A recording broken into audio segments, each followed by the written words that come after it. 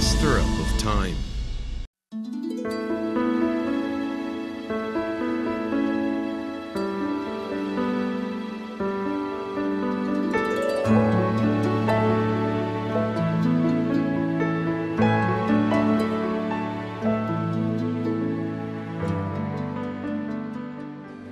December 16th, 1991 is the finest hour of Kazakhstan and the Kazakh people. When our ancestors' dream to form a country on this huge territory came true, and the whole world found out about it. I remember every minute, every second of this moment, when the whole hall, the deputies of parliament who adopted this law, stood up and started congratulating each other. And my feeling of the person who took the burden of building the state and developing the independence was special. The triumph was in all the regions and villages of our country. It was a great joy because the dream of our ancestors had come true. Нашей страны. Так что это была величайшая радость осуществления мечты наших предков.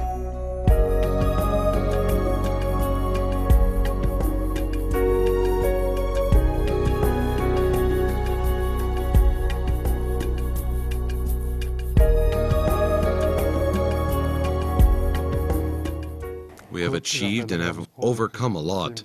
We enhanced our economy and improved the people's welfare. We have told the whole world that there is such a country as Kazakhstan. We are a known and respected country.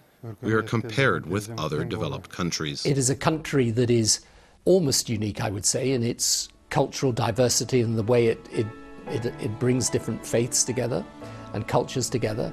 In the work that I do there, I found them really smart people, capable, very determined, and very proud of their country, very proud of how it has become what it's become, and very determined, therefore, that its future should be one that its people deserve and that gives them a continuing sense of that pride. I had the privilege to talk to my president many times. I worked as a prime minister, as his assistant, and in different capacities, and I had the privilege. He shared some of his views and ideas. It was not easy for him to make a decision, especially in the 90s, because it was no clear road how to go forward. But he is a leader and visionary, and he brought our country into the 21st century. I meet many politicians. We talk about Kazakhstan, which is going to celebrate its 20th anniversary. You know, I've got a daughter who is 30. Kazakhstan is younger than my daughter is. You should understand that everything that has happened here is incredible. It's fantastic. It is a story of great success. If you look back over 20 years, and I think that, you've got to say the progress is remarkable. You look at infrastructure issues, you look at educational issues, you look at the travel and exchange programs that are going on, you look at the city itself. It's a vast change of what's happened here in a relatively short time. I can come 2 or 3 times a year, and every 3rd or 4th visit I'm seeing something, a different landscape, I'm seeing a different university program being implemented. I'm seeing another technology that's being brought into the country and partnerships established. You have to, I think, be very active in promoting your country. Don't be too shy.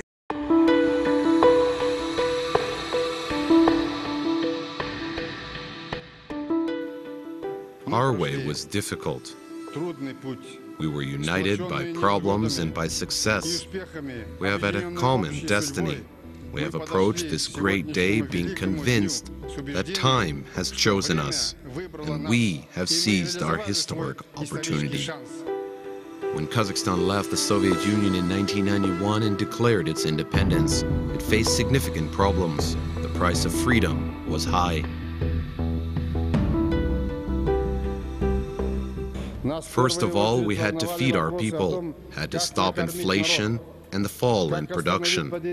Where could we get the money to give people salaries and pensions in time? How could we preserve our land in the difficult world filled with threats and challenges? We did not have either our own currency or strategic reserves, or an army which could protect the exposed borders. If you look back over 20 years and think that Kazakhstan emerged from the Soviet Union, basically a third world country, it's people very poor.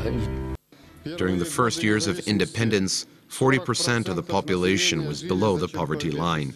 The industrial production decreased twofold in comparison with 1990, and the agricultural production by almost a third. The average monthly salary was only 35% of the one earned in 1991, and the pension payment was only $29.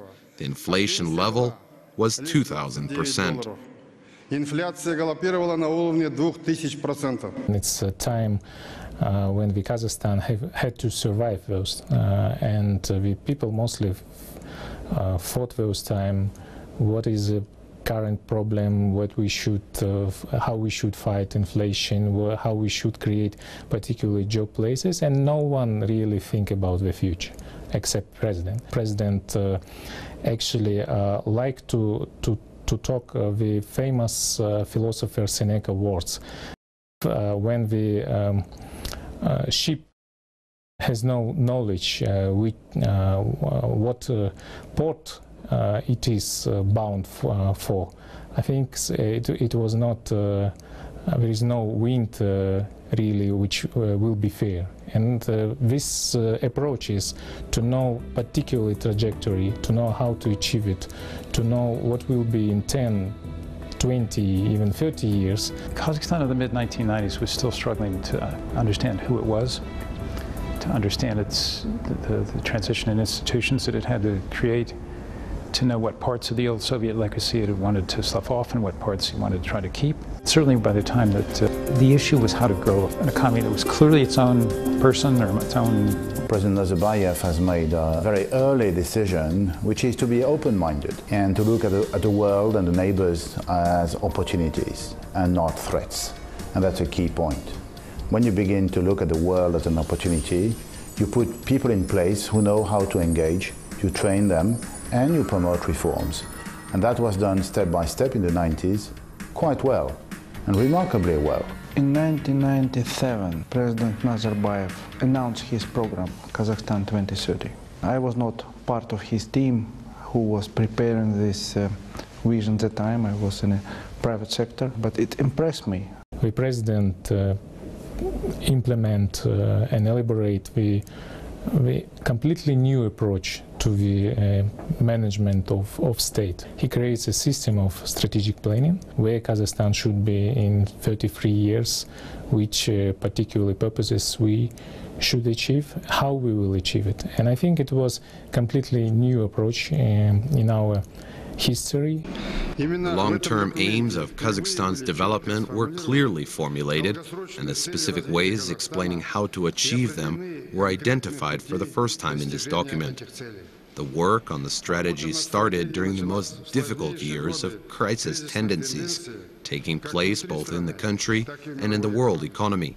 Of course, there was the world experience, such as 2020 vision of Malaysia, the strategic plan of China and South Korea, and Roosevelt's economic way, which enabled to handle the economic depression of the 1930s. However, our strategy differs from them because not only economic goals are identified in it.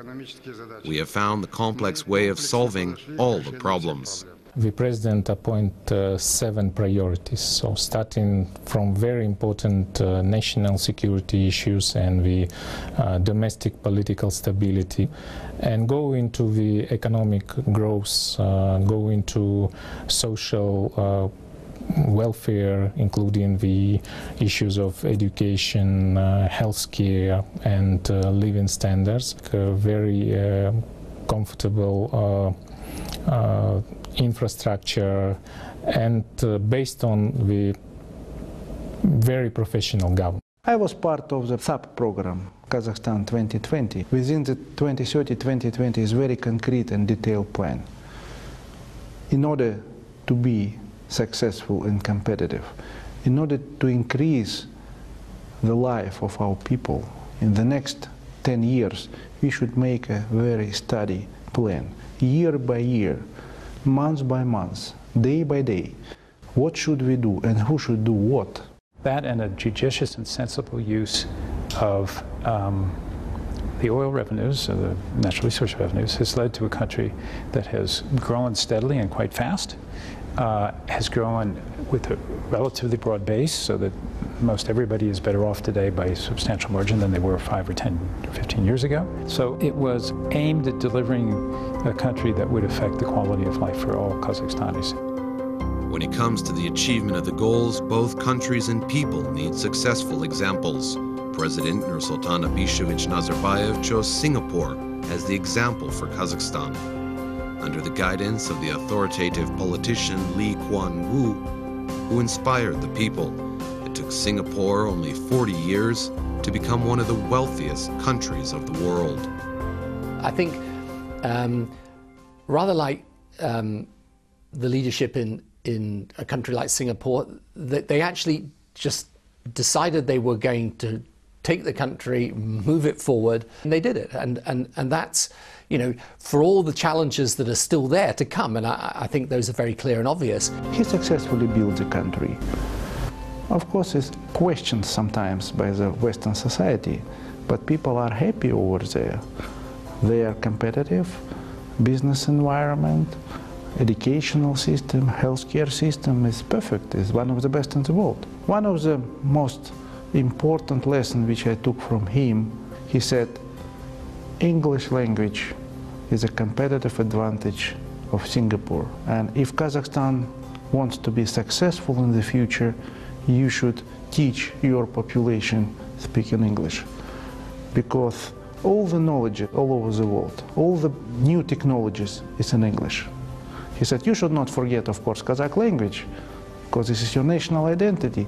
But if you want your people, bright people, young people, to be competitive, they should speak English. Singapore has demonstrated that it is possible to change the situation if the main resource of the country, its people, can realize their full potential. The important thing about President Nazarbayev is that I think he had a combination of the toughness necessary to take the decisions to put the country on the right path, but also, I think, a certain degree of subtlety and ingenuity that allowed him to maneuver in a region which is fraught with difficulties and frankly wedged between, you know, two huge powers, China and Russia. So it was a very, very difficult time. Trying to reform everything at once, he's setting up a sort of cascading set of examples that will then, like an oil spot, feed out into the rest of the system. The main goal of economical policy of President, it's creation of sustainable, diversified and competitive economy, strong and competitive business, and well-qualified human capital.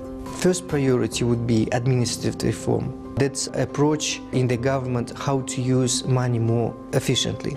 The second priority was education. Quality of the education is deteriorating. The central government could not control the spendings. So it was not kind of the unified one country policy with regard to education. Health system. Huge industry. A lot of the money spent there. These three priorities would be the most biggest priorities from the beginning. The radical restructuring of government became necessary after the Kazakhstan 2030 strategy was adopted. The key task is to provide the public servants with guidance on work for the sake of result in the same way as it is done in business. The transparency at each stage of state management should improve the quality of service offered to the population and the efficiency of the state as well. After we ended up with the strategic plan of each ministry and agency, now we said, okay, you have to publish it. You have to make it public. Some ministers were very, very unhappy because now you see this match after half of the year, after 1 year. Bureaucracy now started to think more about results rather than the process. That's why e-government activities, broadband internet, development of broadband internet in our country is connected to transparency and accountability. Once the transparency was provided, the public officials and the public got an opportunity to express their opinions openly. The people respect ministries and mayors responsible for spending taxpayers' money. When Kazakhstan gained independence, it encountered the necessity to form a modern and efficient system of state management, and this task was successfully implemented. Today, we can confidently announce that 2030 Kazakhstan strategy has affirmed its viability and efficiency. It has completely changed the paradigm of our development from survival model to the model of advanced development. We have managed to make a qualitative leap in our development based on the strategy. We have made the amount of work, which took many countries a few decades.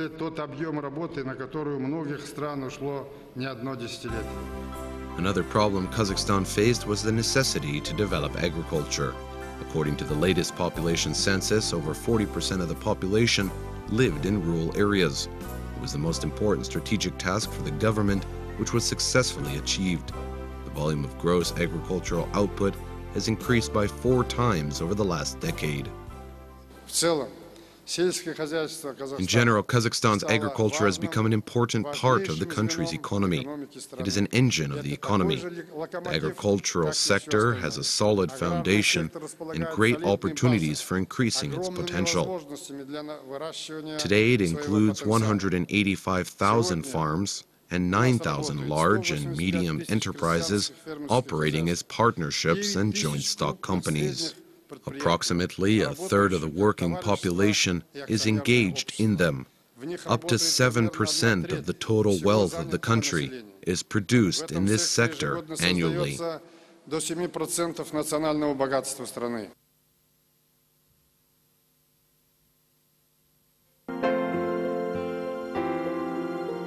The economy of the future. Kazakhstan has the world's largest proven reserves of uranium, zinc, tungsten, and barite. The country ranks second in terms of silver, lead, chromium, third in terms of copper, and sixth thanks to gold. Kazakhstan is the 10th country in terms of its oil reserves. Hydrocarbons are the mainstay of the country's export potential. Kazakhstan is expected to enter the top 5 largest oil-producing countries over the next decade. Kazakhstan has a luxury of geography. Some would see Russia and China, the proximity of these large, emerging, powerful economies as a threat. I would suggest it's a fantastic opportunity. It's very impressive and quite remarkable, particularly when you look at the 100-plus year history of Kazakhstan. The last 20 years has seen the growth of the Tengiz field, and then Kashagan is being developed, and pretty soon it'll come on production. So you have 2 of the world's largest fields. Thanks to its oil reserves, the country's economy increased its power and made a transition from a socialist into a market economy. Potentially, this country extremely rich. But it's not good just to see it, extract, and do nothing. In economies that are really dependent on energy, you can get trapped because you don't get the diversification, you don't build out. The 2003 to 2015 Industrial and Innovative Development Strategy, which was adopted in 2003, was the beginning of a course towards the diversification of our economy. The development of the economy of Kazakhstan is crucially important to the connection with the diversification of our economy. According to President's Strategy 2030, our industry should not only be dependent on the raw materials to make our nation competitive.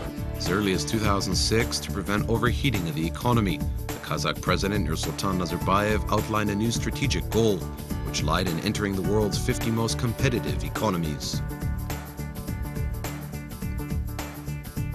We want to see Kazakhstan as a country that is developing in line with global economic trends, a country that absorbs everything new and progressive that is created in the world, that occupies, albeit small, but its specific niche in global economy, and able to adapt quickly to new economic conditions. In the last decade, Kazakhstan was among the 10 faster growing economy, and their ambition to join the 50 top economies in the world, I think, is a realistic goal. The question now we need to be addressing is, well, when are we going to be in the top 30? And I think it is inevitable that here, and especially the young people, will keep on pushing the boundaries, and quite rightly so. And I think they're of a quality and a capability to actually deliver pretty well whatever goals they set for themselves. Kazakhstan entered the stage of accelerated industrial and innovative development in 2010. In the early 90s, industrial output amounted only to 0.2 billion tenge, whereas in 2011 it will reach 12 trillion tenge. Thanks to the industrialization program, over 350 different production facilities have been commissioned over the past 2 years alone. Thus, we have created 200,000 jobs, where people can earn much more than before. Almost as many new projects are expected to be implemented by 2015, and the same number of new jobs will be created. The Accelerated Industrial and Innovative Development Program has become an important government project aimed at restructuring the economy and ultimately increasing the well-being of every Kazakh citizen. We have 2 stages. First, we should finish modernization of our economy. We should finish the first stage of Strategy 2020. The result of this stage will be strong industrial sector. Strong industrial sector with big industrial projects, and among them big amount of small and medium enterprises with very well-developed infrastructure. On this issue of economic diversification, you have recognized the problem, you have crafted a strategy, you've studied which sectors you need to go into. So I think that Kazakhstan is making progress that will make it different and hopefully more successful than other oil-rich economies that have tried to diversify. Now the problem is how to transform completely the country, how to change the nature of the country. But this is completely another type of problem. Its mission to be breakthrough, transition to innovative economy. The main goal of this 5 years program, modernization of economy, to development of infrastructure. Up until relatively recently, there really has not been a substantial small and medium-sized sort of company layer within the economy to take advantage, of the spin-offs that come out of those 2 sort of industrial sort of bases. We have launched a number of programs in support of development of small and medium-sized enterprises for all the market economy reforms which are taking place in Kazakhstan, as well as reduction of social disparity. And we took a lot of advice and lessons from World Bank, from EBRD, from ADB, from different agencies to support small and medium-sized enterprises through financial institutions, fight against corruption, cutting red tape, and etc. To be independent and to make a right decision is a milestone for the future. The creation of joint enterprises of Kazakhstan companies and successful foreign firms is one of the most effective models of accelerated industrial and innovative development. This enables the country to increase the competitiveness of co-produced products and introduce them to foreign markets. Kazakhstan, Temir Joly Railway Company and General Electric became partners in creating a diesel-electric locomotives production plant in Kazakhstan. It's a scheme that started off with a sort of assembling engines, but progressively manufacturing more of the content of the engines. If you look at the former Soviet rail system, everybody's operating the same sort of type locomotives, etc.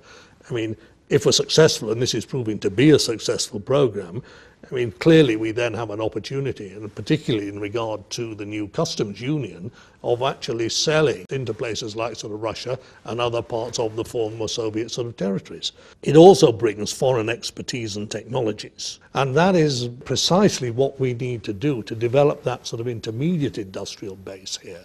Kazakh President Nursultan Nazarbayev outlined the development of small and medium-sized businesses and creation of local capital markets as another important factor in the successful implementation of the accelerated industrialization program.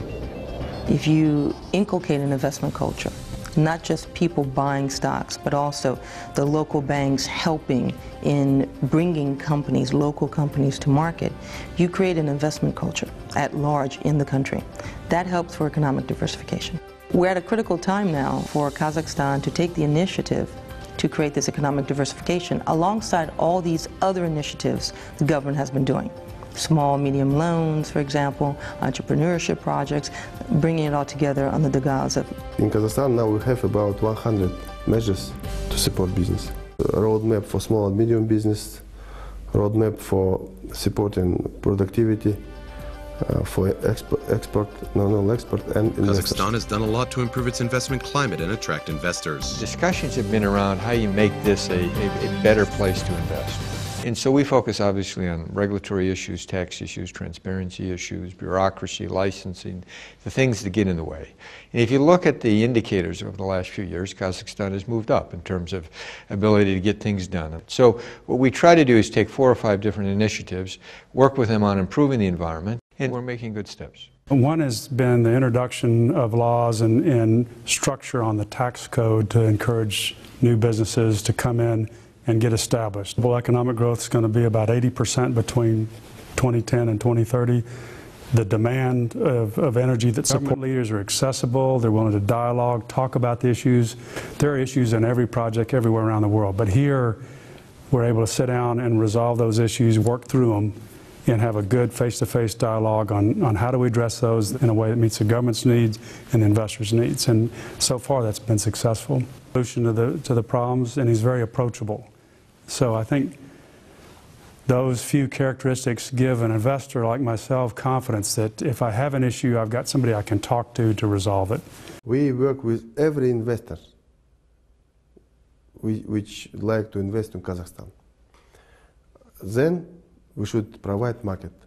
In Kazakhstan, small size of market. So for us, very important participation is custom union in access integration to WTO. 81% of the people that are already here in Kazakhstan invested believe that it was the right decision, and over half of them are long-term bullish on the long-term success of Kazakhstan and a place to invest. Kazakhstan quite diversified in terms of the investors. The biggest investors, of course, is United States. The second biggest investor is EU. Germany, France, Italy and Spain play a very important role. All major German companies are doing business in Kazakhstan. The areas where we are very strong here is automotive, defense and security. This is everything which is close to chemical products coming from oil and gas. And this is certainly as well everything which goes for machinery business. The potential is huge because when you look at the history, this part of the world was totally impossible for us before to have access to this market because they were Soviet Union dominated. But one thing is sure, we feel the energy, we feel the will. So now it's a free market. We are in a global economy and Kazakhstan is part of this world.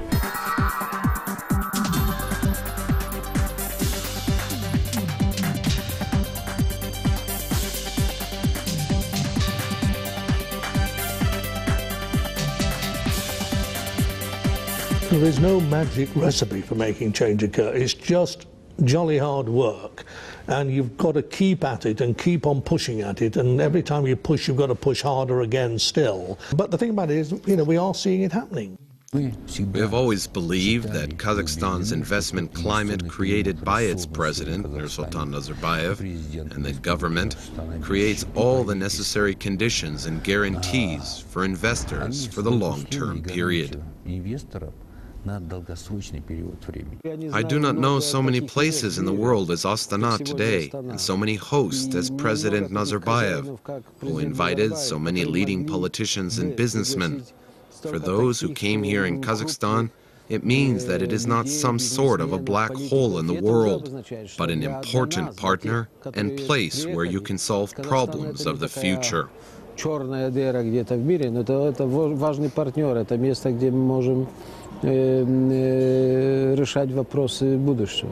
Well, I think that Kazakhstan will continue to be one of the biggest countries of operation, as we call it. Remarkable progress have been made in market-oriented reforms in terms of macroeconomic stabilization and cooperation with OECD, cooperations with OSCE, cooperation with WTO, integration into the international trade and investment systems, introduction of laws. All that has created political and economical environment which is stable and it's what is required to attract investments. It has this extraordinary economic potential that if it's developed in the right way will create, in an area of the world that can be very, very difficult, will create a real bastion of stability and progress. So potential that, I think the most important thing for people outside Kazakhstan is to realize the country is an important player in the world. As the Kazakhstan snow leopard prepares to pounce on his prey, we also need to prepare to move forward.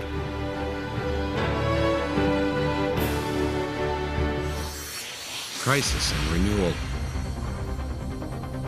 In autumn 2008, the world faced enormous shocks. Financial meltdown swept all national boundaries. Losses rapidly spread from sphere to sphere, from country to country. The U.S. federal government's debt was estimated at $5 trillion. Debts of American housewives were 3 times greater. The UK saw quarterly GDP decline for the first time in 16 years. Some politicians were on the verge of a nervous breakdown. French President Nicolas Sarkozy addressed the European Union to establish a special fund for the redemption of shares of large strategic enterprises. Millions of people around the world lost homes, jobs, and a means of living. The global financial crisis was developing according to the worst-case scenario. It is more or less clear to everyone that the crisis is not just financial. This crisis is primarily a structural one. This signals that the old path of economic development has exhausted itself. You do not really know when a crisis comes, because if it would be so easy, if you can anticipate crisis, it would be easy, no? But you have to be prepared. The crisis began to develop in Kazakhstan almost a year earlier than in the rest of the world. Origins of the financial crisis were actually already in 2007, when the credit markets and liquidity in the European markets, in the euro market, started to dry up. Okay? As financiers, we like exact dates. August 17, 2007.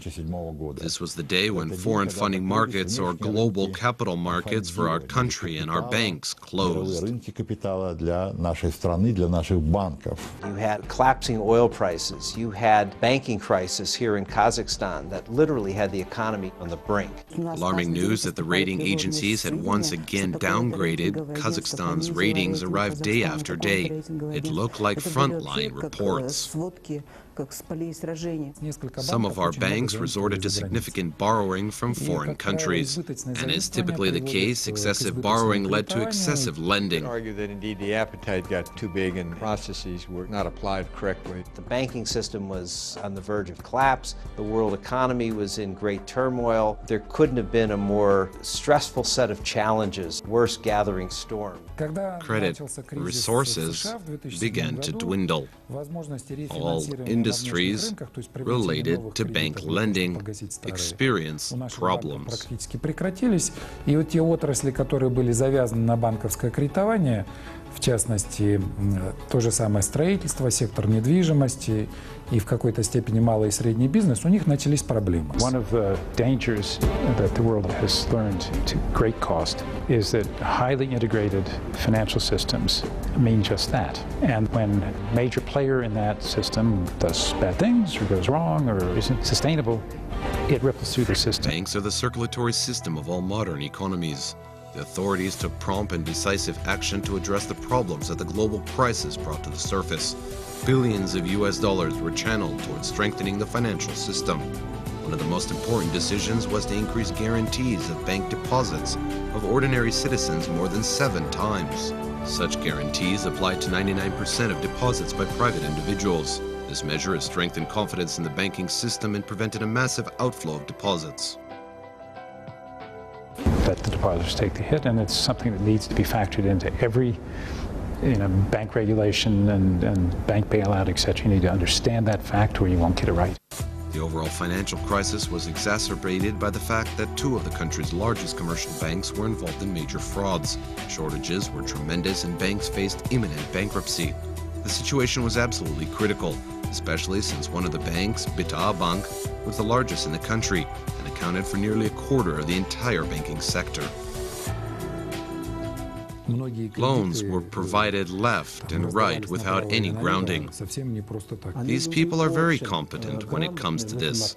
As soon as the market seems to have troubles, they just leave with our money.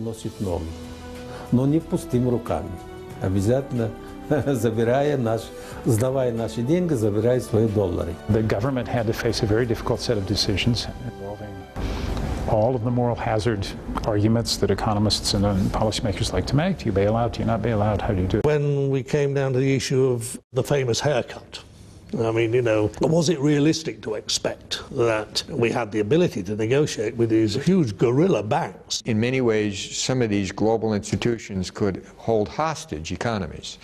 And it was important that indeed Kazakhstan put a stake down. Institutions that had participated on the upside to in effect participate on the restructuring side and not just make it a government bailout. We had visits from governments all over the world pressuring government to bail out, saying that if you don't, we will cut lines to Kazakhstan. We will never do business with Kazakhstan again. In this difficult situation, the head of state asked the government, the National Bank, the Financial Supervision Agency, and the Samrup Kazna Fund to urgently develop appropriate measures to protect the interest of depositors and the national economy. I form the main task for the government for the coming period in the following 3 key areas: macroeconomic stability, social well-being of Kazakh citizens, and modernization of economy. The Prime Minister and his deputies shall be personally responsible for these areas. The country's population should have their incomes and savings protected. The National Fund will allocate $10 billion for the government to provide financial support for high-priority measures for 2009 to 2010 under the Developed and Coordinated Stabilization Program. President approved anti-crisis plan for Kazakhstan, which was very successful.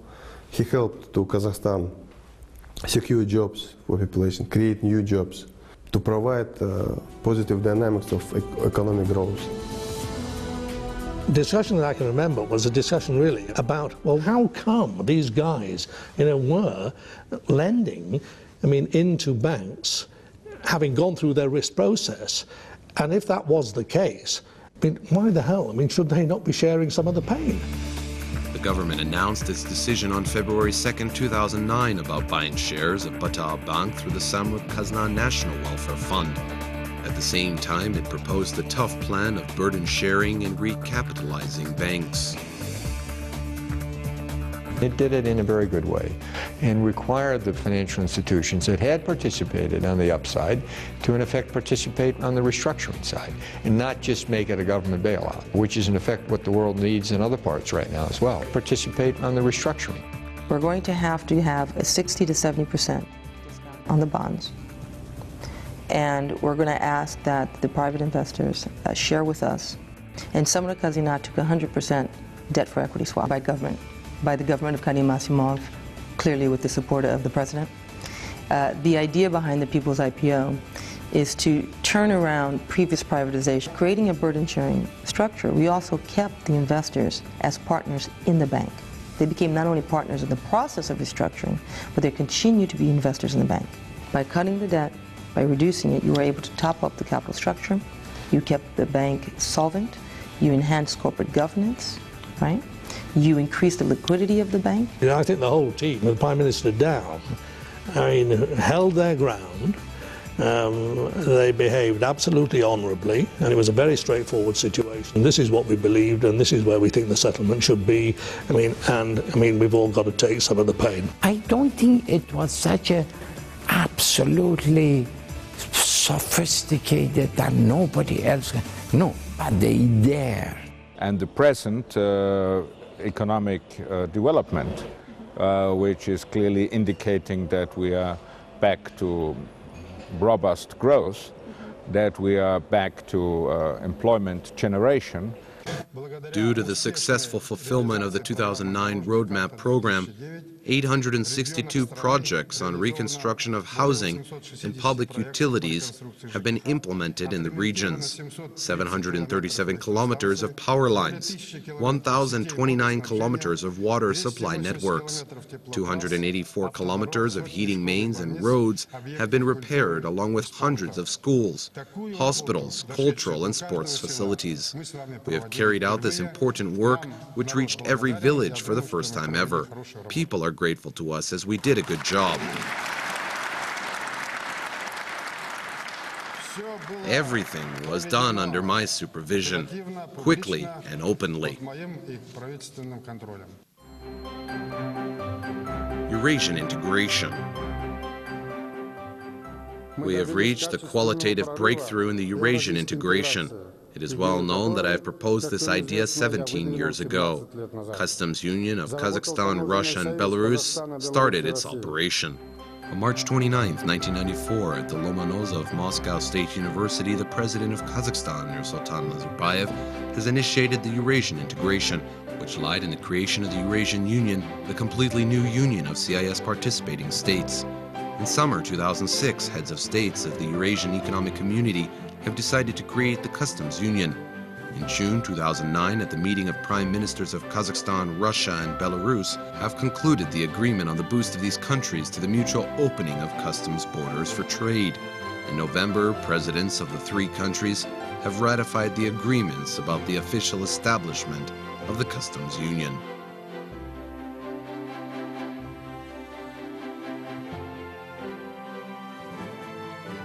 The whole idea of the Eurasian Union, custom union, unified economic zone, which is the part of this idea, is quite simple. In the global world, you cannot prosper alone. Only together we can do something. Of course, we consider Kazakhstan a country, but it's a part of the world. The Customs Union is one of a series of gradually opening up, trying to boost markets, trying to develop new industries, and it's part of a long-term goal of increasing the competitiveness of what's been a very state-driven economy. I think that for these countries, they're searching for their role in global economy.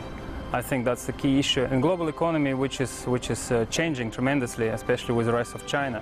I think in a way they're trying to find their space and trying to sort of bring their resources together. To have a bigger market is crucially important for the sustainable development.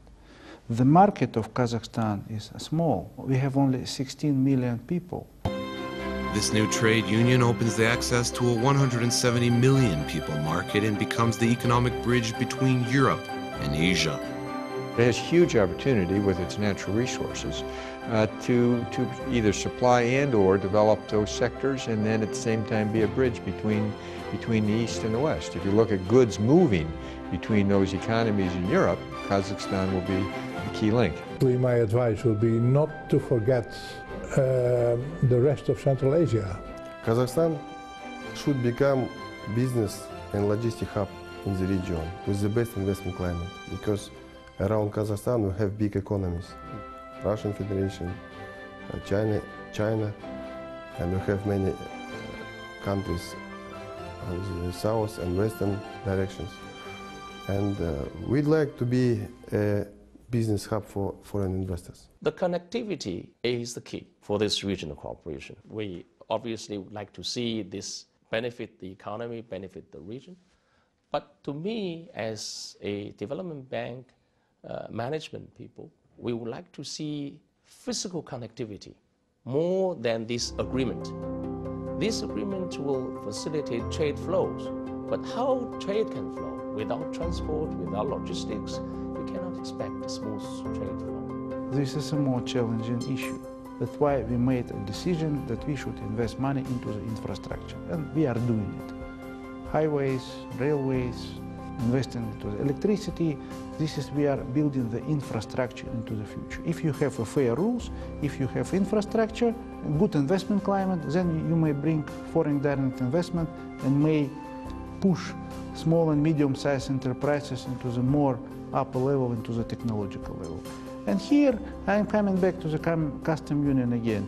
You need markets. We are not only talking about foreign direct investments, we are also talking about investors from the region. Companies with a Russian capital were opened in Kazakhstan, and the numbers of these countries about 5 times more than in previous period. I think that united efforts of all countries can give a new chance to develop a highly diversified economy that is not based only on raw materials, but gives a chance to develop a modern economy.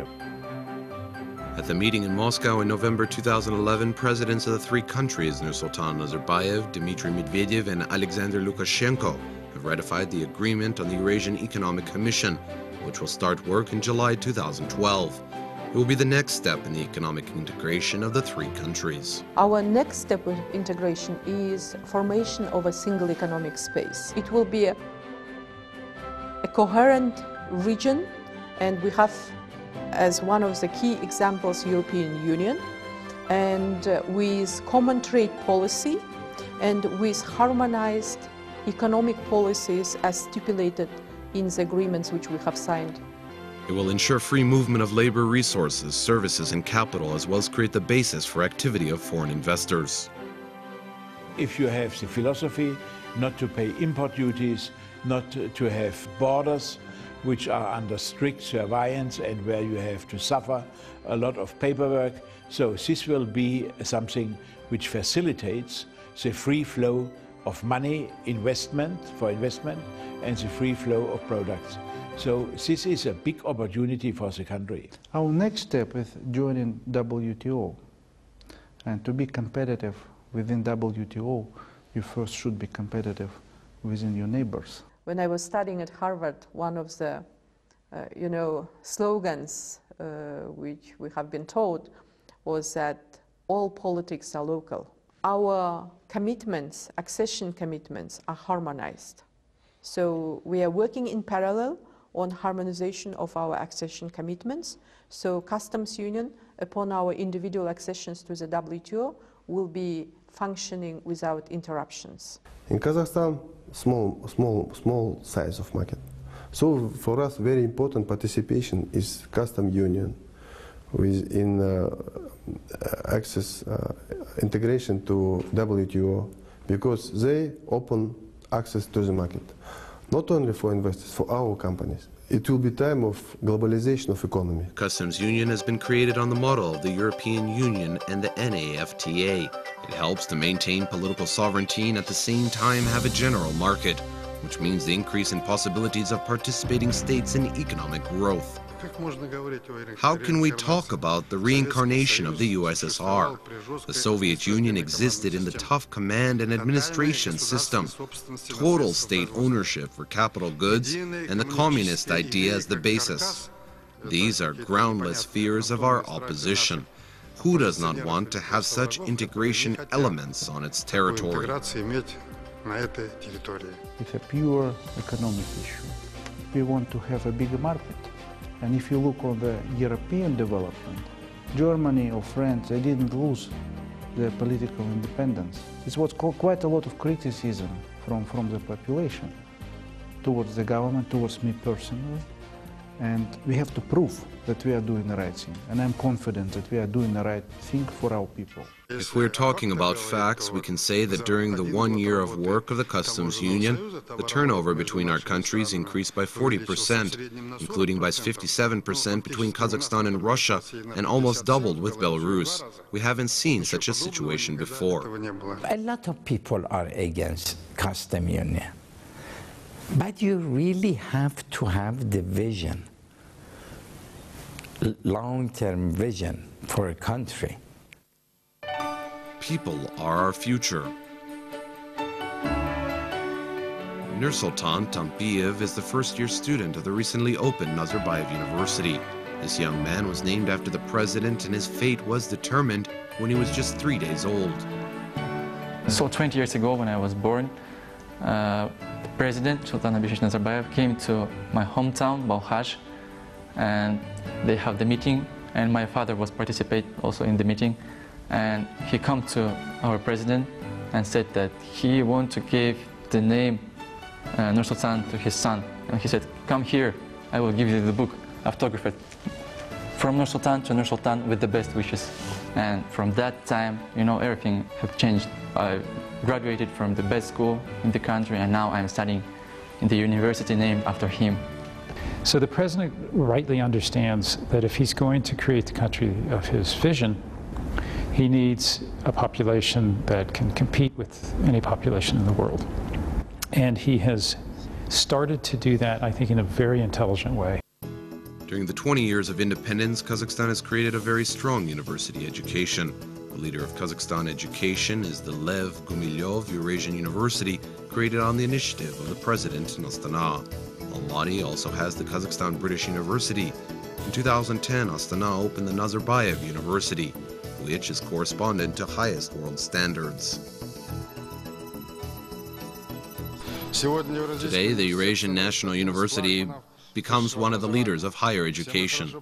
We all remember that this university has been created in hard times for the country, when we were faced with backdated salaries and pensions in conditions of inflations.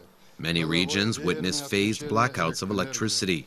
However, the country was quite optimistic about the creation of the new university, since it was a step to the future. It was a step full of virtue and confidence in the future of Kazakhstan. Kazakhstan, and I can see it through the effort of the Prime Minister and the effort of the President. They're making a very concerted effort to educate the population, whether it is primary education, whether it is secondary education, whether it is university education, whether encouraging them to attend universities in Kazakhstan and go abroad. In order to construct a competitive Kazakhstan with the industrial economy, which is not dependent from raw materials, we are in need of educated people. That is why in 1993 I've decided to send our young people to the best universities of the world despite difficulties. And I was right. Я в 1993 году принял решение направлять нашу молодежь в лучшие университеты мира. И не ошибся.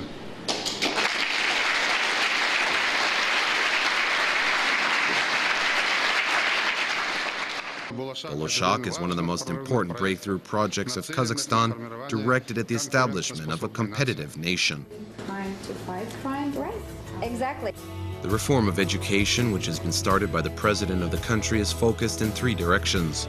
The first area is nursery, primary and secondary school, including intellectual schools of Nursultan Nazarbayev. The second area of focus is higher education, where the Nazarbayev University establishes standards as the first university of the Ivy League. And the third program is the active program of vocational training, closely connected with aims of the accelerated industrialization of the national economy and possibilities of applying for a job within the country. James Hexman is one of the great human capital economists ever. He did a study to try to determine what determines people's earnings in later life. The single most important factor was whether or not they went to preschool. We started from the kindergarten. On the kindergarten, government said that by 2020, 100% of our children will go to the preschool. Our preschool education is quite democratic. All parents have a right to choose a preschool institution for their children, not depending on the place of living. They also can choose the language of education, whether it be Kazakh or Russian. нужным своего ребенка обучать, развивать. Также и язык обучения по выбору. Our president, Nursultan Nazarbayev, asked us to develop education in 3 languages, such as Russian, Kazakh, and English. So after the next educational reform, it is planned to transmit our educational system to 3 languages. Children start learning English from the 1st grade and Russian from the 2nd grade. So by their graduation from school, they know all the 3 languages at a good level.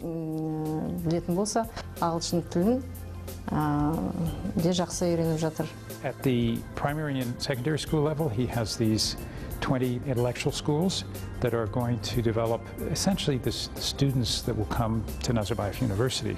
These are going to be based on the best pedagogical standards of the world. We have the special agreement with the Cambridge University, and they prepared the best quality curriculum for our schools. We will pilot this curriculum within Nazarbayev Intellectual School, customize it, see what works and see what does not work.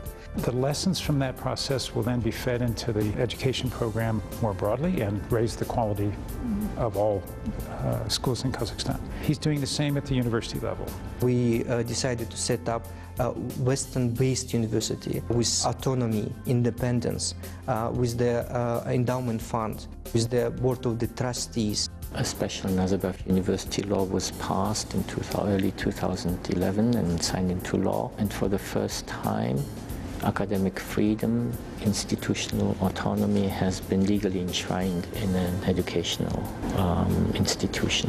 One of the motivating factors for setting up Nazarbayev University was that this large fellowship program that the president launched many years ago called the Bolashak program, sending young students to very good universities around the world. So what he wanted was to build an institution that literally could compete in standards with all the great institutions of the world, but to do so in a way that was uniquely Kazakhstani. That's really a good example of this deep-seated desire to take the best ideas from around the world, but then to think about them. When I was in the US doing my PhD studies, I was exposed to many things. Like I could attend international conferences, learn a lot of things, and exchange ideas, thoughts. So it gave a lot of opportunities to me. It's not efficient to use microparticles. And also there's going to be a change, big change. Educated young generation, and that's our future. We are the ones who would build the first steps. So it is important to be here and take part in it. Education is everything. Our president and country have high expectations, and they expect that we will be the world leaders in our particular subject that we have chosen, and that we will do research, not just the simple research, that research will have a positive impact on the economy and the development of our country. They are the generation that has been born pretty much after independence. The hardship that Kazakhstan went through immediately, after the dissolution of the Soviet Union and the transition recession that happened, this generation doesn't know. They may have been born around that time, but it's not in their memory. What they have been seeing is sort of this upward growing Kazakhstan that is growing, Kazakhstan that's developing. And for them, this is therefore what the future holds. We have changed the people's mentality during these years. A person who lived before 1991, who is about 30 or 40 years old now, has another mentality and perception of the world. It was a very difficult thing to do. We needed to explain to people that we are living in a different world, and we have taken responsibility for our country and our nation. So we should act and work in order to improve our life and the life of our country. Каждый, чтобы улучшить свою жизнь, а значит и жизнь страны. 3 generations.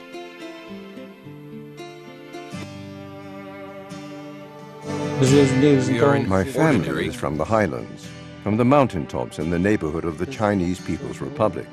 I was born there, I grew up there, and married grandmother there. We were always looking to our ancestors, how they grew up, how they studied, what was their culture.